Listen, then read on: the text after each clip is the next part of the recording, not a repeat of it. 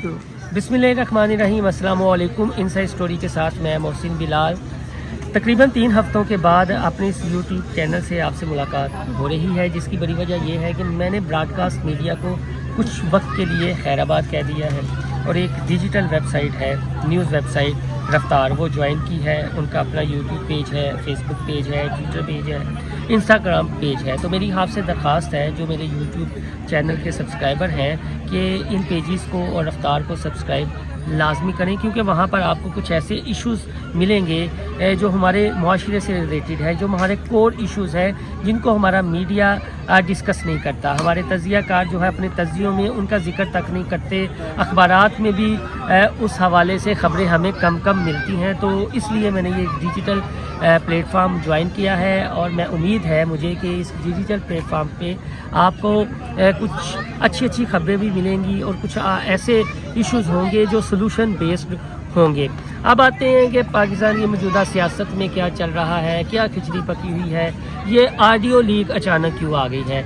तो 2 खबरें हैं आपके साथ मैं शेयर करना चाहूँगा, क्योंकि आए रोज़ कोई बड़ी खबर आती भी नहीं है और हमारे यहाँ माशाल्लाह डिजिटल ठग ऐसे बैठे हुए हैं कि एक प्रेस कॉन्फ्रेंस होती है या एक इशू आता है तो उस पर पूरा वीलॉग कर देते हैं, पूरी ट्रांसमिशन कर देते हैं और ऐसा लगता है कि शायद पाकिस्तान का मसला यही है और बिल्कुल ऐसा ही होने जा रहा है, लेकिन बिल्कुल ऐसा नहीं होता। इसके अंदर कई कहानियाँ होती हैं, कई पहलू होते हैं।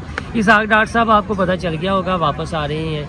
इससे पहले हमारे दोस्त अली रहमानी ने इसी यूट्यूब चैनल पर ख़बर दी थी कि इमरान खान साहब माफ़ी मांग लेंगे। उनकी बात का किसी ने यकीन नहीं किया था, लेकिन अब आप देख लें कि चाहे माजरत है, माफ़ी है, मांग तो उन्होंने ली है और वो जो बुत था वो थोड़ा सा टूटा है। उसकी मुकम्मल स्टोरी ये है कि इमरान खान साहब को एक पैगाम पहुँचाया गया था कि इमरान लांडी जेल में आपको भिजवा देंगे।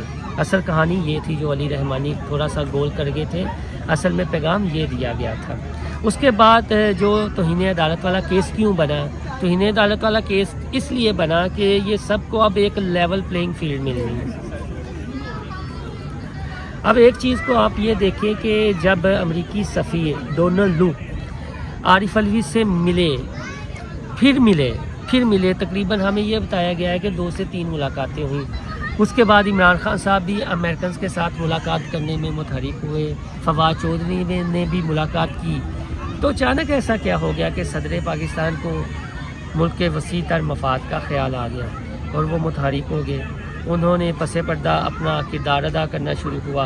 इमरान खान साहब ने एक दिन बयान दिया, दूसरे दिन वापस ले लिया, फिर खामोशी इख्तियार की, फिर बयान दे दिया, फिर वापस ले लिया और फिर उन्होंने अपनी धरना काल जो है वो वापस ले ली। तो ये ना जो कहते हैं कि हम गुलामी मंजूर नहीं करेंगे, वो असल में खुद ज़हनी तौर पर गुलाम है, जो इस कौम को गुलाम रखना चाहते हैं, शख्सियत परस्ती के पीछे लगाना चाहते हैं। जहाँ तक लेवल प्लेइंग फील्ड की बात है तो ये लिख के रख लें आप। मैं बड़ी ज़िम्मेदारी से कह रहा हूँ, जो सियासत की मैंने बात की है कि कुछ भी हो सकता है, यकीनन पाकिस्तान की सियासत में कुछ भी हो सकता है, लेकिन कुछ लॉन्ग टर्म प्लानिंग्स भी होती हैं, ABCD प्लान भी होते हैं।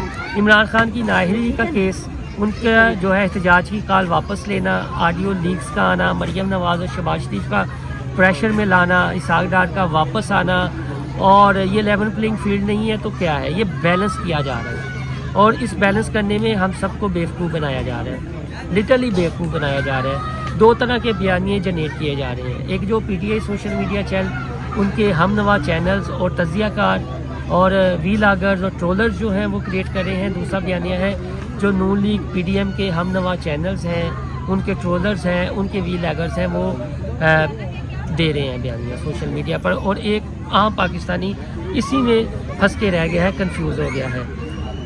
लेवल प्लेइंग फील्ड ये है कि चूँकि नवाज शरीफ को नाअहल किया गया अदालतों के थ्रू, पनामा का केस था, अकामा की बुनियाद पर उन्हें नाअहल कर दिया गया। मरियम नवाज़ भी पार्लिमानी सियासत से आउट है, नवाज शरीफ भी पार्लिमानी सियासत से आउट है, इमरान खान पार्लिमानी सियासत में इन है। जो उनकी नाअहली का केस है वो ख़त्म होने जा रहा है। तोशा खाना का केस जो है, इलेक्शन कमीशन का फॉरेन फंडिंग का जो केस है, वो केस रखे हुए हैं। एक तलवार जो है वो लटकाई गई है। इसी तरह शहबाज शरीफ के ऊपर भी तलवार लटकाई गई है, आसिफ अली जरदारी के ऊपर भी तलवार लटकाई गई है। इस सारे खेल में मैं कोई मुस्लिम लीग नून का हमनवा नहीं हूँ। जो मेरे दोस्त हैं, मुझे जानते हैं, وہ اس چیز سے بخوبی آگاہ ہے کہ ہم جو ہے کوشش کرتے ہیں کہ جو خبر ہے وہ آپ تک پہنچائیں اور جو غیر جانبدار تجزیہ ہے وہ آپ کے سامنے رکھیں بغیر کسی پارٹی کے بننے کے. تو اس میں نقصان کس کا تھا؟ نواز شریف اور مریم نواز کا، کیونکہ وہ سارے تو پارلیمانی سیاست سے آؤٹ ہیں.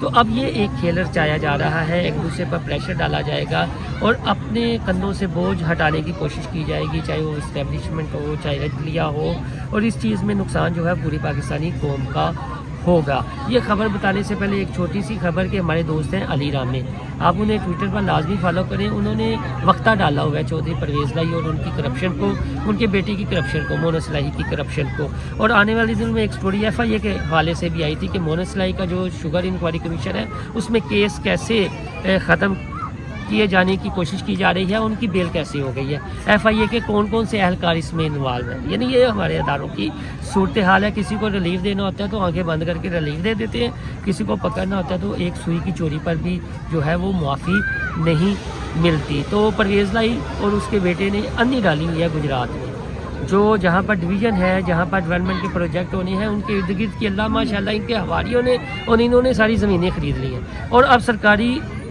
اخراجات سے اربوں روپے لگائے جائیں گے، وہاں پر ڈیولپمنٹ کروائی جائے گی اور زمینوں کا کیا ریٹ ہے راتوں رات آسمان سے باتیں کرنا شروع ہو جائے گا. یہ بھی ایک ہے، یعنی حصہ مطابق جسہ جو ہے وہ انہیں بھی مل رہا ہے. اب آتے ہیں جی کہ نواز شریف اسحاق ڈار آئیں گے، وہ چیزیں دیکھیں گے، وہ معیشت کو تھوڑا سا کنٹرول کرنے کی کوشش کریں گے اور نواز شریف کے بہاف پر وہ اسٹیبلشمنٹ اور عدلیہ سے بھی بارگین کریں گے اور وہ اس چیز کی گارنٹی لیں گے کہ اگر نواز شریف صاحب آتے ہیں تو وہ جیل نہیں جائیں گے بلکہ عدالتوں کے تھرو انہیں ریلیف دیا جائے گا.